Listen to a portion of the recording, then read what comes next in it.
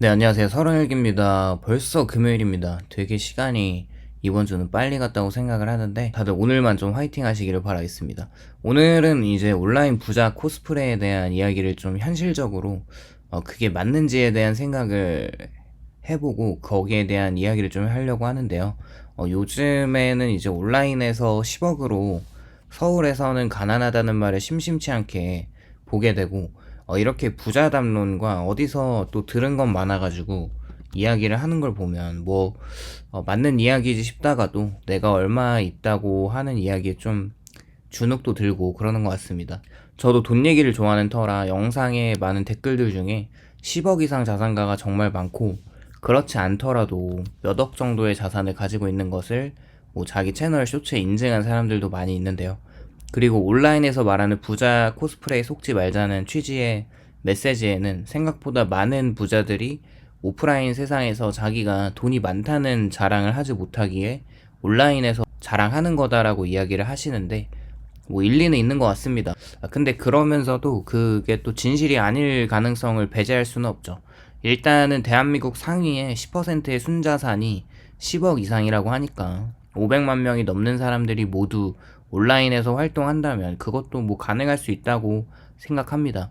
서울의 강남 아파트 한 채 가격이 30억, 40억을 넘어가고 웬만한 신축 전세도 10억이 넘는 세상에서 10억이 부자라고 이제 부르기에는 민망해진 현실에 어느 정도 10억이라고 하는 자산이면 그 위의 사람들과 비교했을 때는 초라해지는 것은 맞지만 대한민국 평균 순자산은 5억이 안 됩니다. 그리고 문제는 그 말을 하는 사람들의 현실이 실제로 10억 자산을 가지고 있는 게 아니라는 점을 생각해 본다면 대부분은 아직 자산 형성 초입에 있거나 심지어 통장에 1,000만 원도 없는 상태에서 SNS나 커뮤니티에서 다 남의 자산 기준을 빌려서 10억으로는 뭐 안 된다. 요즘은 뭐 30억은 있어야 된다 같은 말을 내뱉는데 이 현상이 병적인 허세와 부의 감각이 심각하게 왜곡된 현상이라고 생각합니다. 소득보다 자산이 또 이제 실력보다는 보유 부동산이 그리고 노동보다는 투자 감각이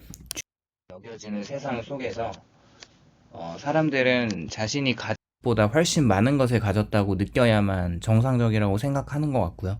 SNS가 뭐 사실 해도 괜찮고 안 해도 괜찮다고 생각합니다.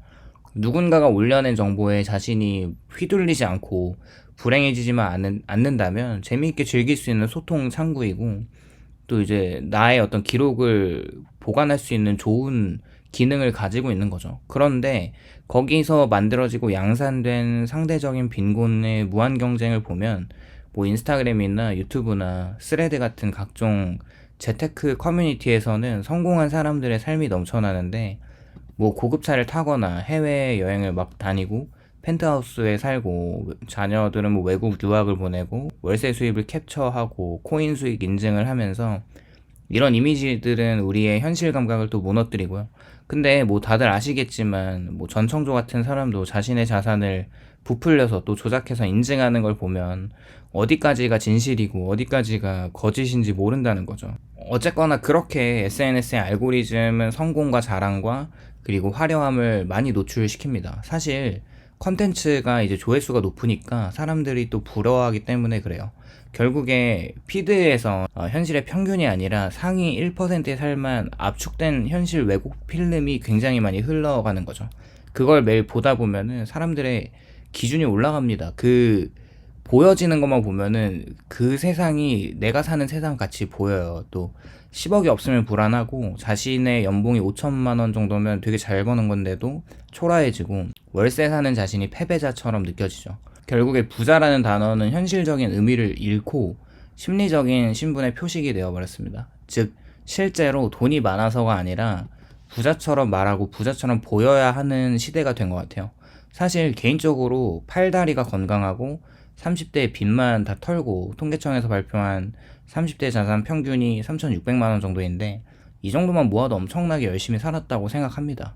이전 세대의 허세가 물질 중심이었고 명품과 옷이나 비싼 시계나 외제차 같은 물리적인 과시였다면 근데 요즘 세대는 뭔가 정보형 허세로 진화된 것 같습니다. 요즘에 뭐 이제 나는 부동산 PF 구조를 알아서 어느 지역이 저평가되어 있고 앞으로 유동성 장세 이쪽 부동산은 더 올라갈 거고, 그리고 이제 미국 ETF 분배금 구조가 이러니까 앞으로 계속 투자하는 게 좋을 것 같고, 그리고 부동산의 리츠보다는 뭐 커버드 콜이 낫지 않느냐, 뭐 이런 식의 말을 섞어야지 똑똑해 보이고 재테크 감각 있는 사람처럼 보이는데, 하지만 정작 그런 말을 하는 사람들의 자산 구조를 보면 통장에 남은 돈만 100만 원도 안 되는 경우가 많습니다.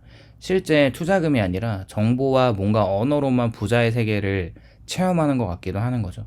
이게 지식의 소비로 허기를 달랜 가난한 시대의 징후인 것 같고, 사람들이 돈 대신에 지식을 소비해서 부자에 접근했다고 착각을 하는데, 그런데 현실은 그 지식이 자신을 바꾸지 못한다면 단순한 환상에 불과합니다.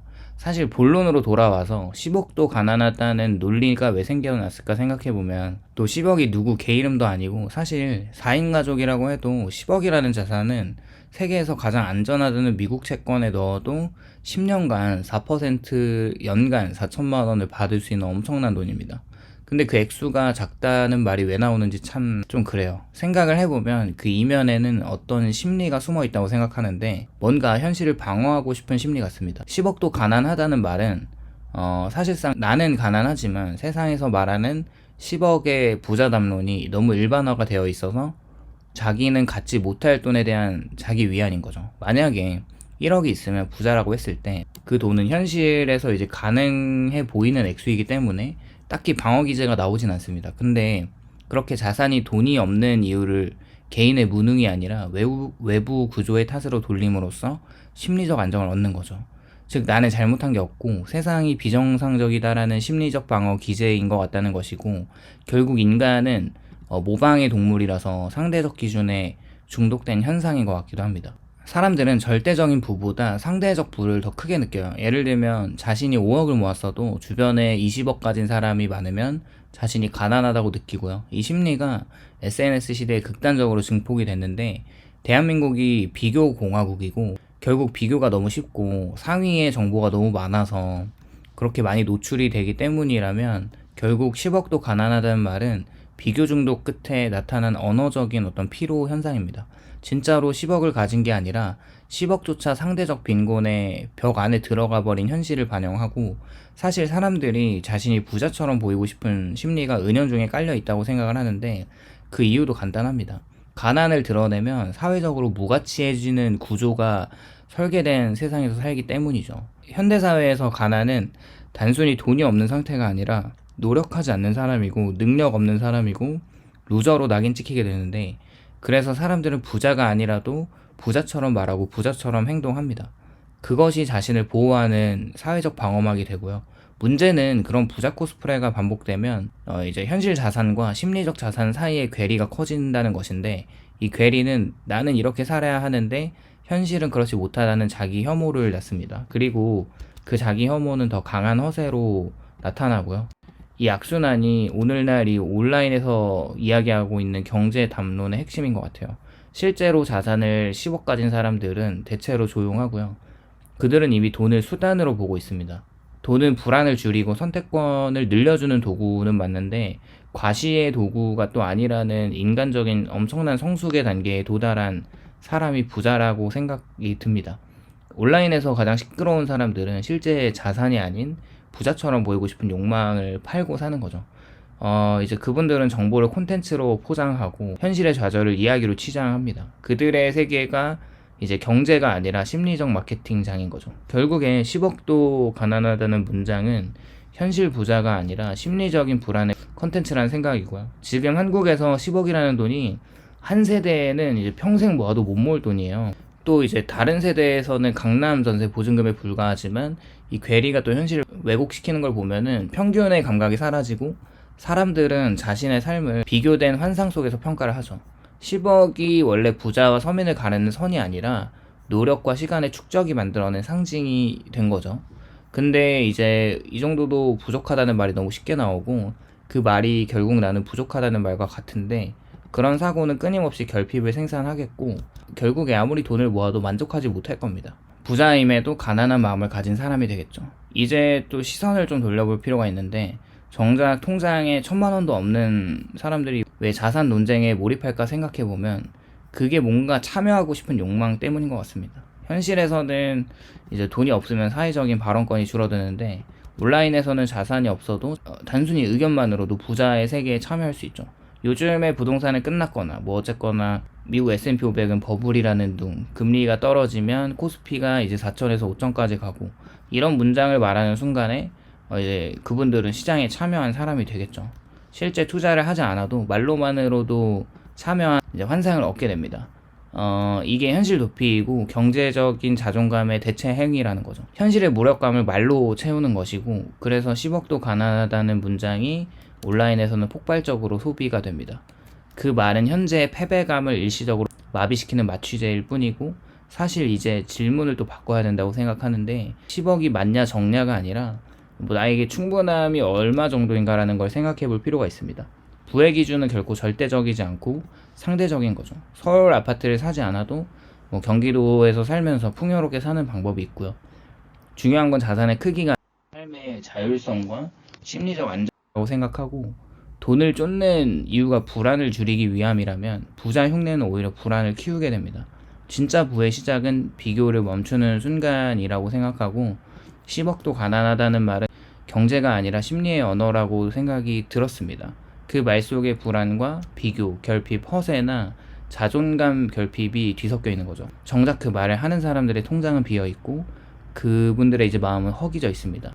그렇게 이제 돈이 삶을 지배하지 않는 수준이 되었을 때 자유로운 것 같습니다. 그 자유가 없다면 10억이든 뭐 100억이든 마음은 여전히 가난할 것 같고요. 진짜 부자의 돈의 크기보다 휘둘리지 않는 상태를 가져야 되는 게 맞는 것 같습니다. 오늘도 영상 시청해주셔서 감사드리고요. 공감이 되셨다면 좋아요와 구독을 부탁드립니다. 감사합니다.